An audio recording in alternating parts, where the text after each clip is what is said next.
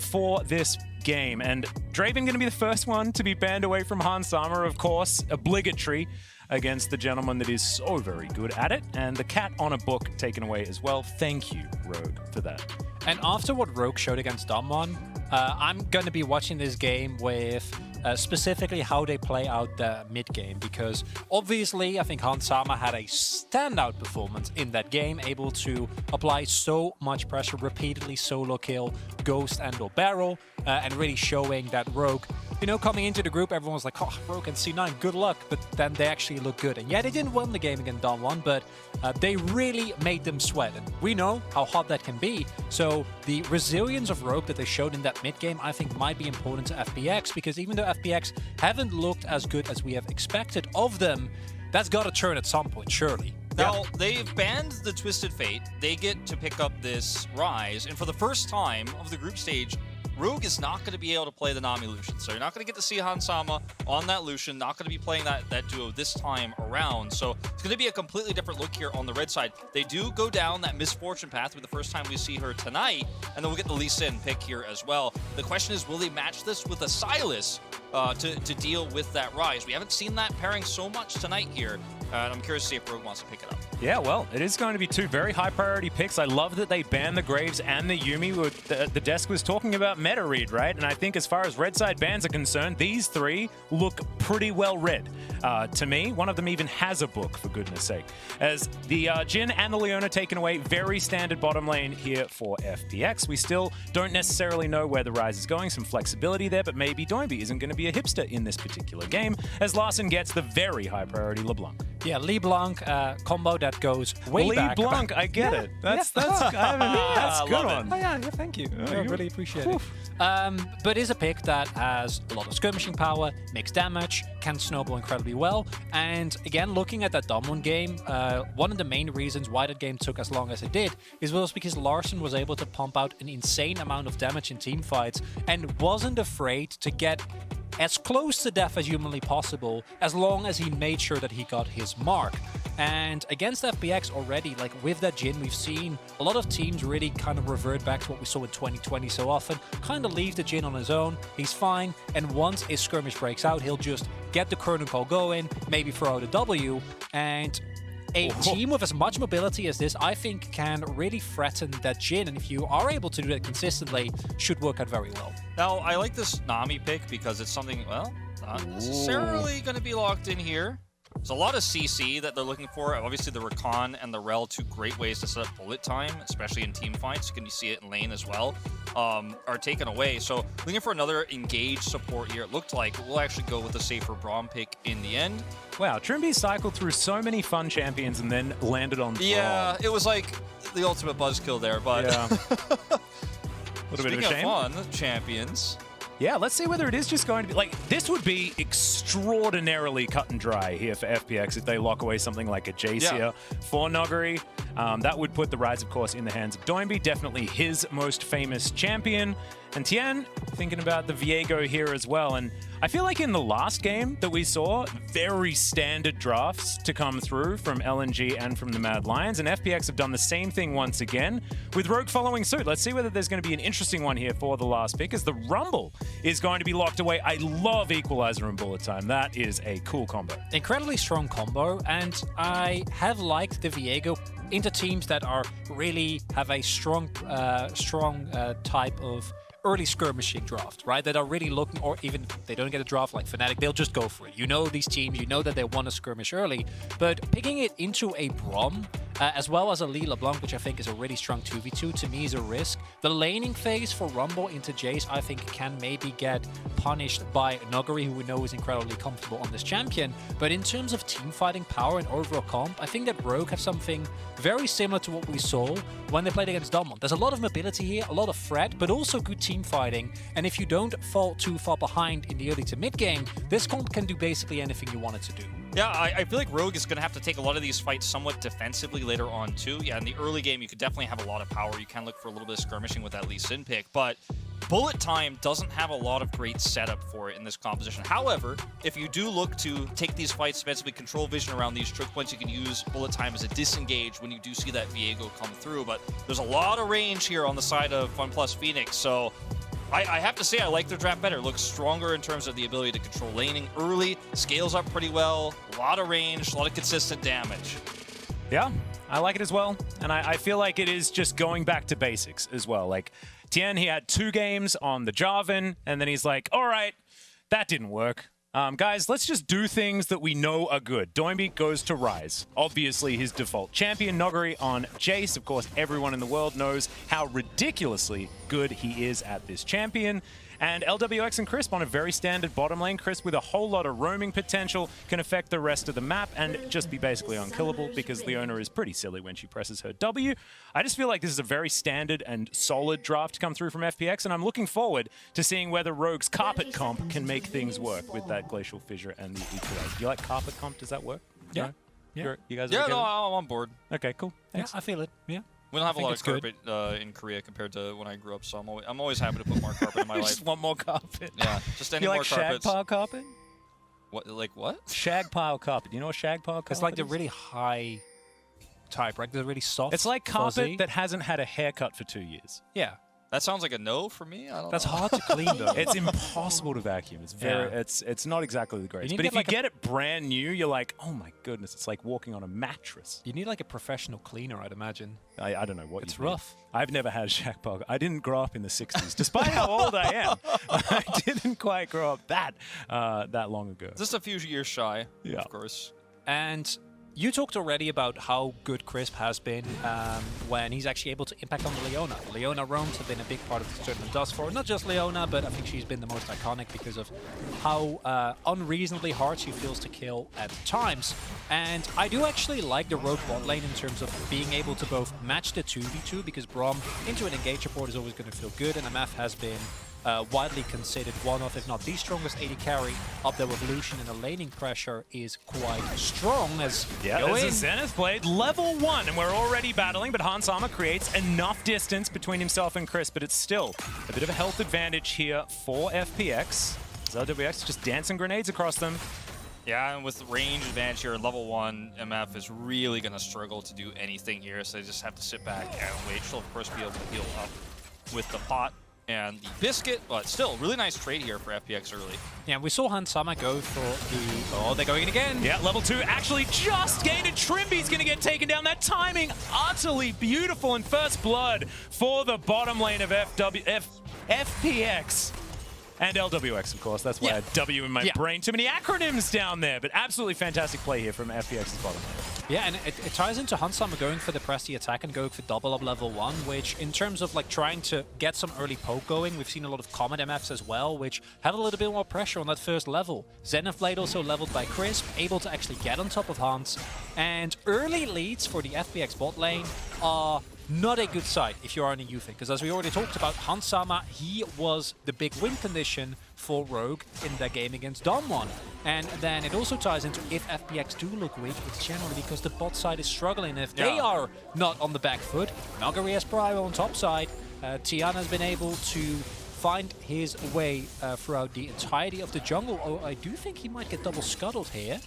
Yeah, I want to point out this top matchup. You kind of honed in on it for just a second there, but remember, this is a team that against Damwon Kia played Fiddlesticks into Canyon's Talon. Yep. And now you've picked into Nuguri's Jace as Rumble. So you're going to have a bad time early. It's going to be a lot about absorbing that pressure, because there is a reward at the end if you can survive through the hardships. But as we saw with that pick just yesterday, the Fiddlesticks, surviving through those hardships isn't something that Rogue is able to do so far too much in this group stage with these somewhat niche picks. Yeah, and look, Rumble still works out very, very well when you get to that mid-game as well, and if Rogue can get towards some of these early skirmishes and team fights after that level 6 mark, they can certainly make some things happen. But, you know, that bottom lane not getting off to speed at the beginning is certainly a bit of a worry here for Rogue as Crisp walks over a ward. So Larson knows what's going on, but probably doesn't know that Tien is there as well, as Doinby going to get chained up. But not actually going to move out of the way. Doesn't want to break those chains. Now LWX just underneath this turret by himself. Trimby runs on forward. That's going to be the Winter's Bite, as LWX is going to get stunned up. They're not going to dive the turret or anything like that, and Chris makes his way back down. Yeah, really nice just knowing that Crisp had roamed there. Just go for an aggressive trade. Very well played. This is very, very risky here. Don't mind the counter gank timing though for Inspired. Turns up, Nogari's going to get queued. Taking down to 200 health, but he stands his ground. It does a fair bit of work there to Inspire, but is still just going to walk away with not very much of a health bar. Don't really want to risk it there as Rogue. You can hold off a little bit longer on showing Inspired, and then maybe they go for a play. But if that backfires, because it is, of course, a 3v2, then you'll be in a rough shape. Don't really need to necessarily go for that. Do want to highlight that, like, LWX having to use his exhaust that early on might actually become a problem. Crisp also went for a roam, which one, didn't work out, but also secondly, has put him on a sizable disadvantage in terms of experience. And if Hansama and Trimby can stay within that lane, hit a level 6 timing window, and find a kill or two to kind of get Hans rolling, that could be a good way for Rogue to kind of get a grasp on this game. Because thus far, FPX, they haven't been able to blow it open, but a 1k gold lead at this early on in the game is still sizable. Yeah, it certainly is, and I think that the bot duo of FPX will be very aware of that potential timing, because bullet time as 6 is hit is such a terrifying ultimate. It's one of the strongest you can get in the game in terms of laning prowess, so just going to be something they have to be aware of here. In terms of priority, though, they have so much control right now, FPX do. It's hard to imagine a world where they don't end up winning this Rift Herald fight, and that's with a Rumble that can stack at very early stages of the game. Such an important ultimate on top of the team fight, but I mean, getting that prio and rotating over to the Herald is going to be the first step, and it's going to be the toughest one, I'd say, here for Rogue.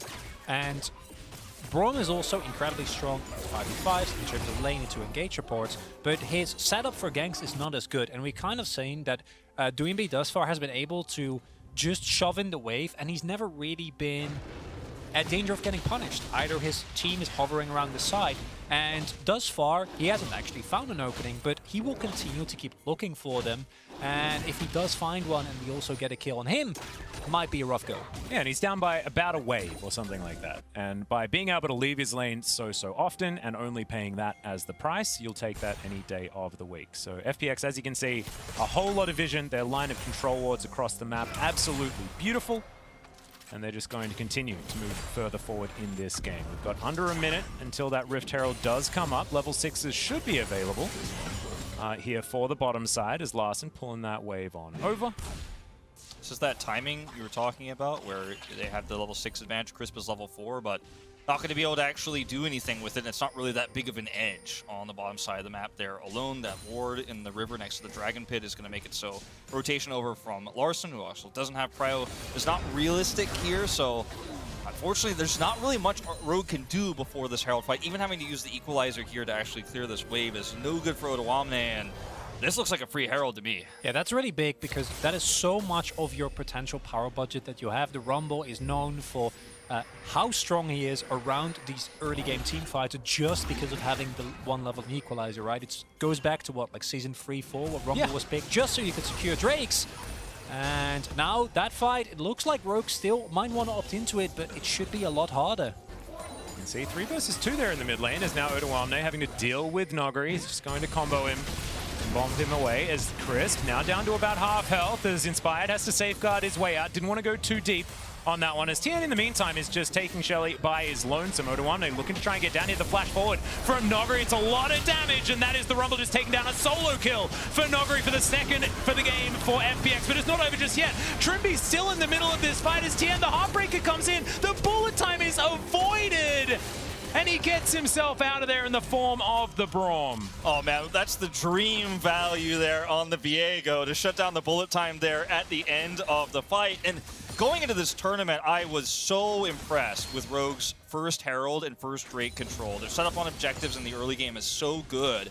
And this is another one of those scenarios where if they had the proper tools, if they had that Equalizer just now coming off cooldown, this is a fight you can maybe win. The rotation was almost perfectly timed there for Hansama, who's still got that extra push in the bottom lane, but it's not enough because the team fighting is so clean for FPX here.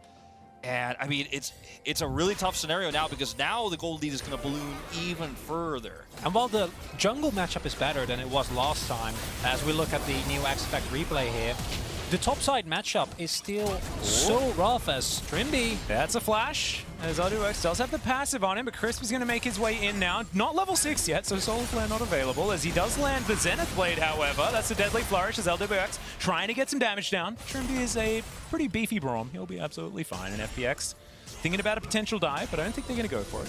Especially with Inspired still in the area. They know that Wall was placed. But as I was getting into, remember the game against Domon where Khan really was able to get the better end of Odoamne, and we see it similarly here. Noguri gets his Jace, they get the counter pick in the Rumble, and then getting shoved in lane and falling behind to a certain extent in CS, I don't think is the end of the world. But then the combination of that Equalizer having to be invested just to clear the wave, and Odoamne then trying to roam, match the rest of his team, and help out with a Herald that might have already been gone, only to then get solo killed, meaning that no matter what happens, FPX are going to be up a person, makes it so much harder. And now again a friendly deficit for Rogue. The Drake goes over to FPX as well. They should be able to just make it out cleanly here. They still have the Herald in the docket. They're feeling good.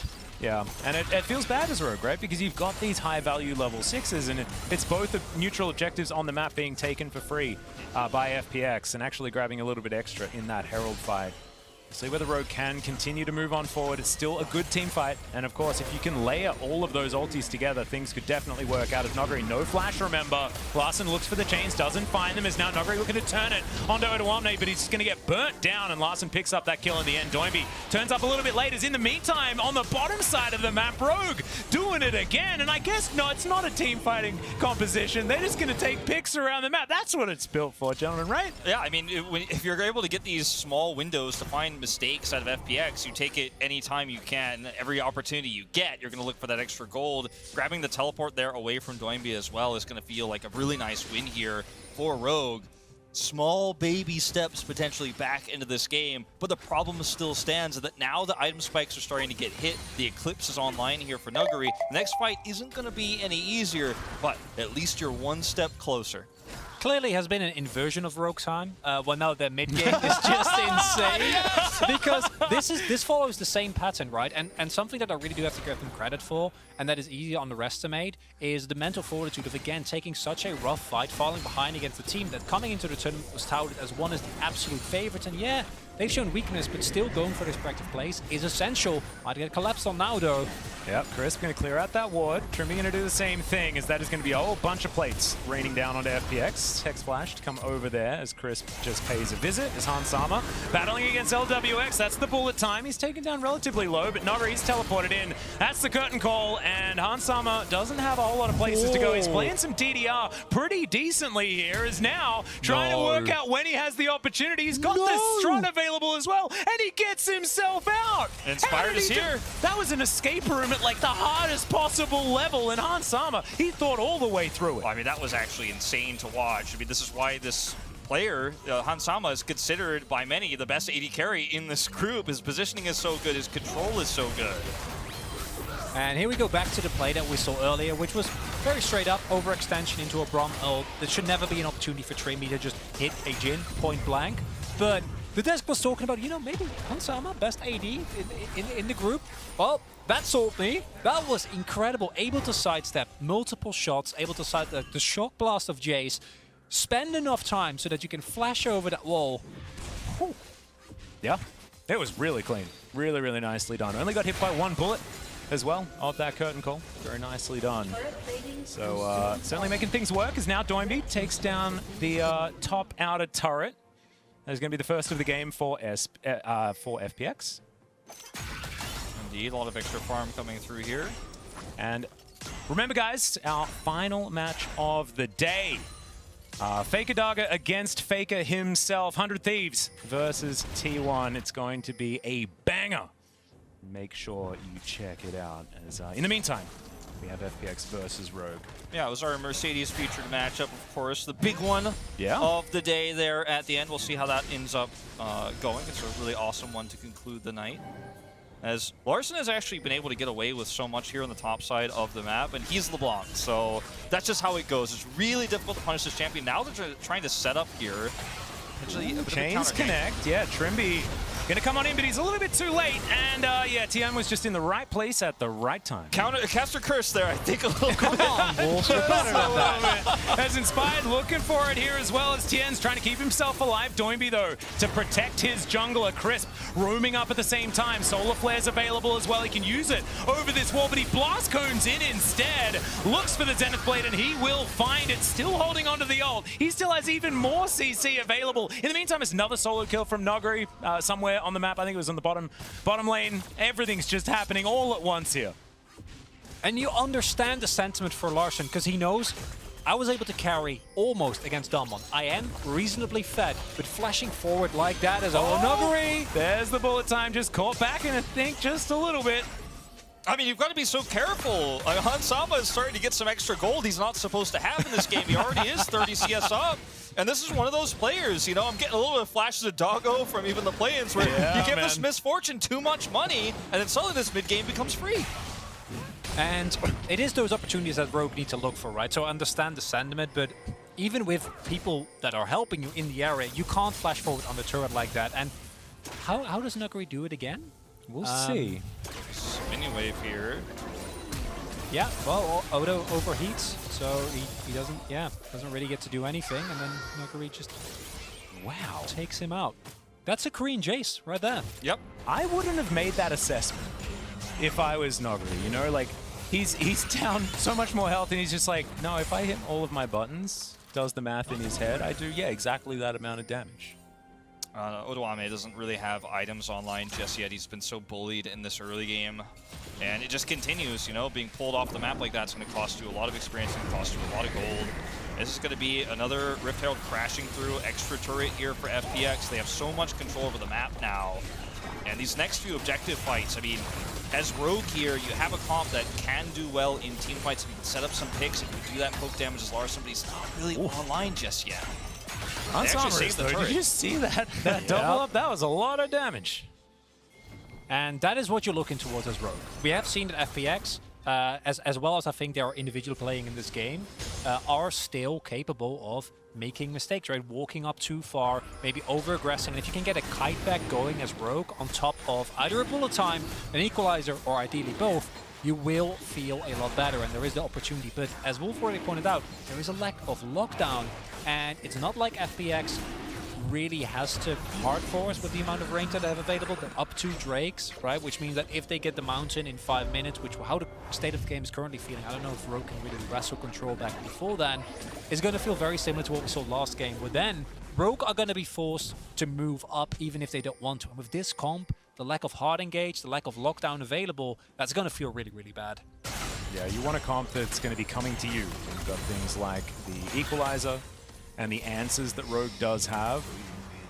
Not quite necessarily working out. It's comp that relies on having vision control, but they're having that controlled to them. Although they do have a lot of wards on the map right now. It's FPX coming out of base now, looking to try and clear things up. They will do so. Crisp moving on in as Hansama. He's feeling pretty good. The only one on Rogue at the moment. Feels like he has complete control. And the gold lead was about 3k. It's now slipped back to about 2. And yes, those Drakes are a problem, but this is by no means over or anything like that at this stage. Larssen in a side lane, looking to try and get some work done to this outer turret. The problem in this game that Rogue is facing very quickly is that they aren't going to be able to remove these wards very safely in both objective pits, nor will they be able to deep ward themselves because the waves are constantly crashing into them. Inspired and Trimby both can't really get in there to sweep. They can't place deep wards. This means FPX can always threaten, and there's no fear that a LeBlanc is going to appear. It's still going to be a flash forward, though, as there's the Glacial Fissure. LWX is going to avoid it, though, as in goes Inspired, gets the kickback. As Noguri's going to get taken down. The bullet time is huge as well, but Tien, he's getting all of the resets, and now the curtain call comes in. It's a double kill for the Jhin, and now the Realm Warp on top of Hansama is now going to flash, not going to get deadly flourished, and Larsen's still alive as well. Tien needs to be a little careful here as the Heartbreaker comes on over the wall. Not going to be able to find any more resets, but it was a fight win from FPX. I mean, Viego's just so slippery, too, in these types of scenarios. He can actually chase like that. He's like, ooh, can I get away with this turret as well here on the bottom side? He'll not be able to do so, but these are the fights that Rogue are looking for. They have these small windows, these tiny opportunities, and yet still, at this stage of the game, they're not powerful enough to pull it off. And I understand the kind of inclination of Rogue to try and pull the trigger there, but you do see the limitation that they're somewhat run into, right? Even if FPX being this far up, it takes Trimby everything just to get on top of Noguri and lock him down for a little bit. That's not enough. It's a really nice kind of split fight that's created there by Hansama with the bullet time, but the actual damage isn't quite there. And then as soon as someone dies, the Viego starts resetting, and there's really nothing for you to do, especially with how far behind individually some of the members of Rogue are. And now you took one bad fight in an opportunity, didn't really have to, and now that subsequent Drake fight in 2 minutes, 4K gold behind, giving over a Mountain Soul point against an FPX is not going to be a fun time. Definitely not. Larson actually taking half of his health bar from an empowered shock blast. Noguri is gigantic. Yeah. At this point in time, Ghostblade now complete as well. He can just freely split push with no inhibitions whatsoever. He can run real fast to get himself out of there. 2 critical flashes down for Rogue as well. Inspired, not going to have that extra range to look for deep kicks. Larson finds the double chain though, as there's the flash out from Noguri. Actually high value. Now Tien has to get out as well, uses the ultimate. Solar Flare comes through just for a slow and a bit of zoning as Rogue actually biting back a little bit here, although they don't get any kills, but they get a couple of summoner spells. Definitely feels good. And they get Nuguri's flash. I was talking about the flashes being down Inspired, not going to be able to have that extra kick, or extra closer on the kick there to get behind somebody like Nuguri, but Nuguri now can't escape from that. If Larson is able to find him and get on top of him in the side lane, or as he's rotating into an objective, there's some kill pressure there. Blowing up Nuguri before a fight starts eliminates so much of that poke damage that FPX needs to lead into an objective, so there's still hope, and getting that flash is actually quite huge. And with the itemization that FPX has gone for, there is not like we've seen a lot of focus on plated steel caps. Instead, we see a lot of magic resist getting picked up, and that's going to make Odo, who is considerably behind on this Rumble's job, even harder. And it puts more pressure on Hansama, who, while he's been playing exceptionally, has thus far also finished his Collector, and will be able to do a lot of damage. It also means that for FPX, it's pretty singular. If you ever kill Hansama, the remainder of Rogue should not be able to do a lot. So Rogue needs to be so incredibly clean in making sure that Hans can do the most damage that he is able to. But the setup for that, I think, is quite hard, especially with the amount of poke that's available. A single shock blast on top of Hans, if Trimby isn't there to keep him safe, is going to immediately put him out of the fight. Yeah, it's going to be very, very difficult. And they've been completely blocked from this Dragon Pit as well. It's like, yes, Rogue have some control around, you know, this opening around their mid-outer turret, but yeah. That ain't going to do I like how you said that. Yeah. It's a tiny space, but it's theirs. Yeah, there's a little bit of space there. Not anymore. Yeah, I mean, at least they know that FPX is not going to walk up and kill them after they take this Drake as well. But I mean, yeah, I think you said it in so few words that there's not a lot of vision control, and this has just been a fundamental issue. When Nuguri got so far ahead, the side lanes are so well controlled from them, and Doinby, who's been down on CS a majority of the game, is now also starting to take a lead in farm. That's usually how the copy pasta goes, but I gotta say, you know, Rogue here hanging on by a thread, weren't able to take that fight because of the vision problem. But I think there's still hope if they can get those picks. Like, there are ways to which their composition can blow up a single target, like Nuguri, like Doinby, if mistakes are made. The proactive plays are going to have to continue to be there. Hopefully not the overextension like we saw before. Here's one of them. Yeah, it's a big teleport to come on in here. Gale Force forward from Hansama as Noguri is going to be dead yet again. That's how you do it. You got to find picks like this. Gotta go for Nash. Gotta try and force it as hard as you can, surely, but it looks like they don't want to take the risk, and I understand it, because it is a really high risk, but at the same time, I don't know if you don't try to push as hard as you can here as Rogue, if it's going to be enough. Well, it's 30 seconds, but there's teleport available from Noguri, and Rogue not really wanting to risk it all for that particular moment. I don't really blame them. No, I think it's probably the safer call, but that's my issue is the safer call going to be enough? Yeah, when are you going to have a better opportunity? Exactly, because in 3 minutes, you are going to have to win that fight, because the one thing that you still have available as Rogue is burst, right? Outside of Hansama being able to like channel a full ultimate into 5 people, which should never happen. He is also going to be very bursty with double up with the crit, and then Larson is self-explanatory. And then if you lose the ability to do things like this because of the Mountain Soul shield, I don't see a way back in for Rogue. So it's so incredibly important that they get that fight going. But yeah, again, they pick up Noguri, and it's nice, but what else do you get? Yeah, I mean, the other thing too was Doinby was pushing bottom super far under that inner turret. He had teleport available. He's got Realm Warp. You can't punish him either. And it feels like we've seen so many of these games here in this meta in Worlds where one pick isn't enough because it's just so easy to rotate back over if you don't have control over the map. The team that loses someone can actually punish the Baron and win the game, like in that moment. It happened multiple times. Yeah.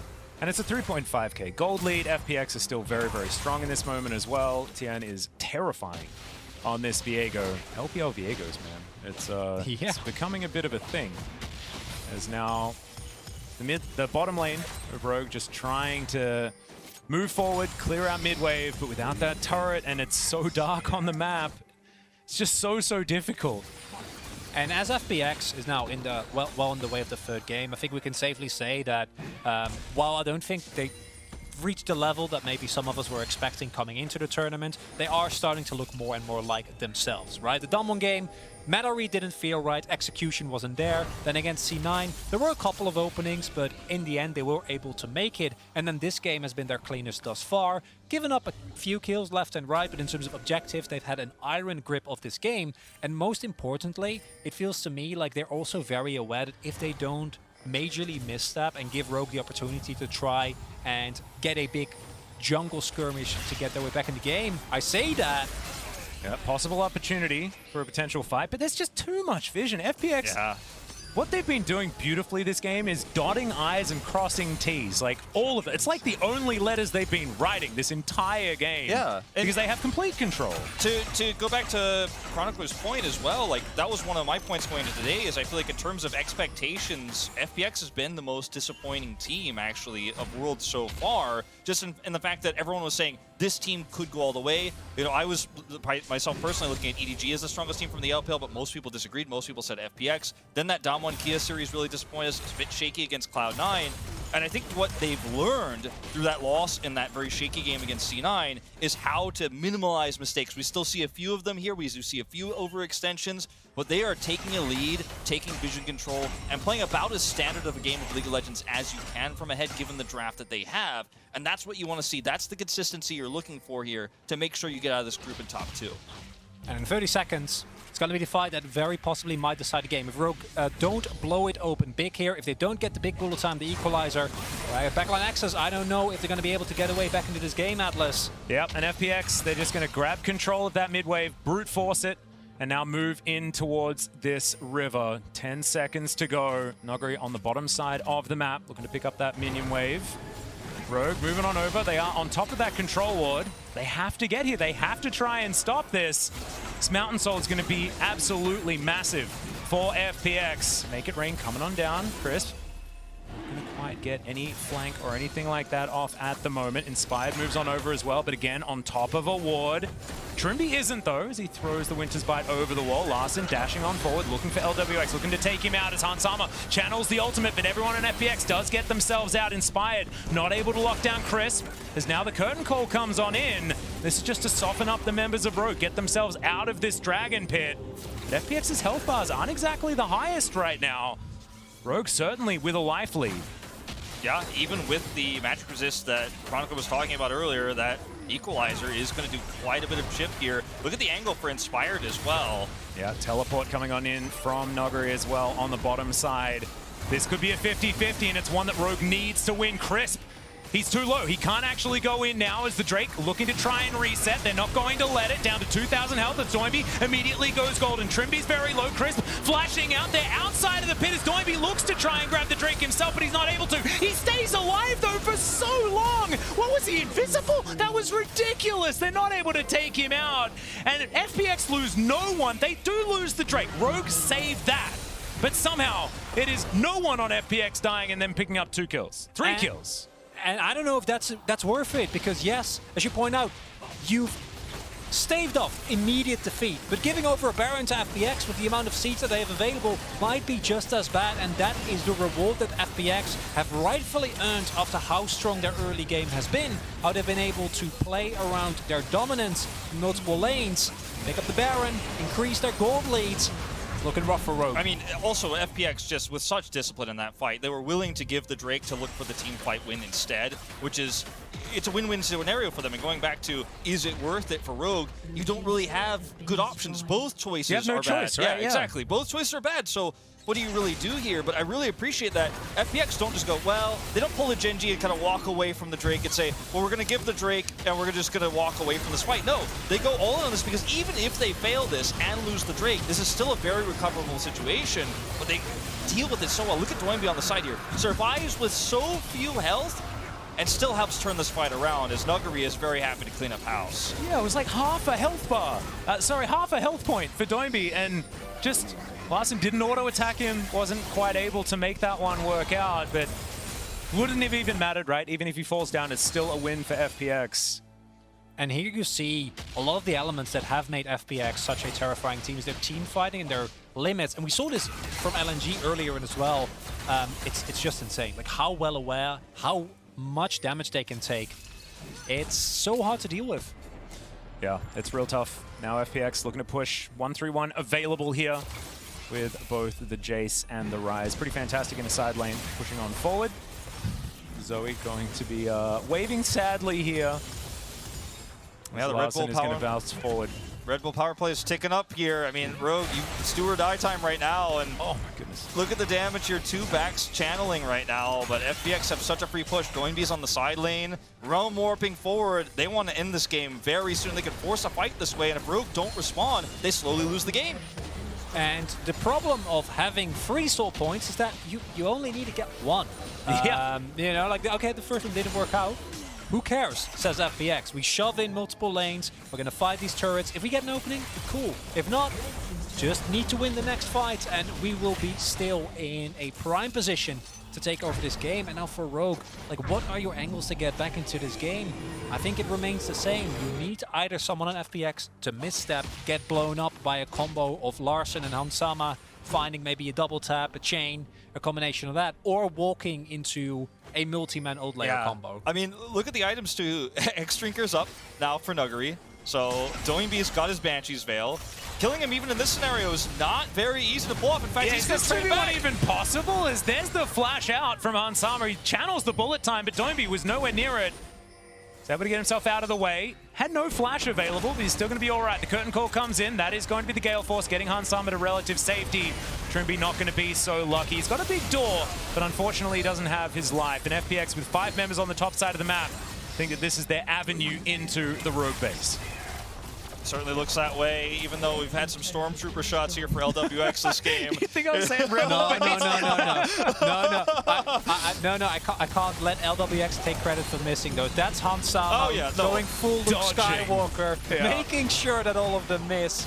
But as you point out, I don't know if it will matter. I certainly don't think it is going to matter, unfortunately, at this stage. This is looking like the beginning of the end. It certainly is, as the Nexus turrets now under fire. Okay.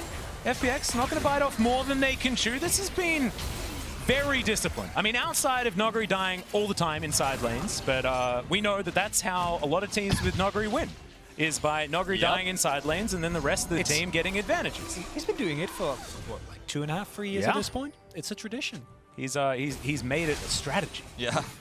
Well, I gotta say, though, we've seen both the extremely disciplined FPX in this game, but also the pull the trigger, be aggressive, and absolutely all in team fights side of FPX in this game, and usually get one or the other, which leads to a weak side, but not in this game, not in this particular case. But FPX did make a mistake here, because by pushing so hard and not actually getting anything, they've given Rogue the opportunity to set up a vision line around this dragon. Inspired is in flank position, and do not forget how dangerous this team fight still can be. And this time he's actually unseen on the vision that FPX has, so this is going to be very, very important. In fact, they're a bit lax on the vision, to be honest, but they get that ward over. Larssen is spotted.